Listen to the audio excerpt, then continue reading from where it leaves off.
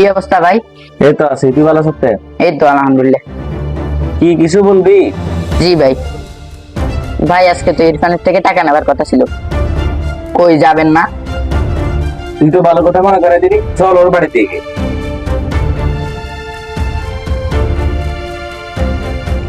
দাঁড়ান ভাই, কি? ওকে তো বাড়িতে পাবেন না, কোথায় পাবো তাহলে ওকে? ওকে ওর বাগানে পাবেন। ঠিক আছে চল।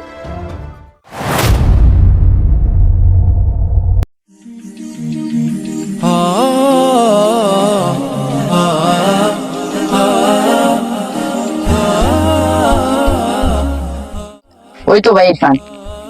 এই ইরফান, জি ভাই। কি রে, তুই আমার টাকাগুলো কবে দিবি? দেখেন ভাই, আমার অনেক ফুলগুলো নষ্ট হয়ে গেছে, বাকি ফুল যেগুলো আছে ওগুলো বিক্রি করে আপনাকে টাকা দিয়ে দেবো। ভাই আর কিছুদিন সময় দেন।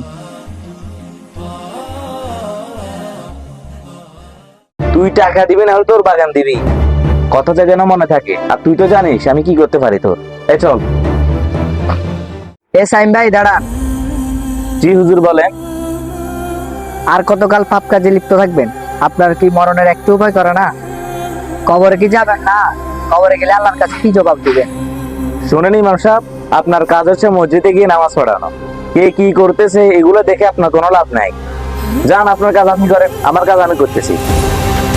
হে আল্লাহ, এসব বান্দাদেরকে আপনি সঠিক পথে চলার তৌফিক দান করে দেন এবং হেদায়েত দান করে দেন।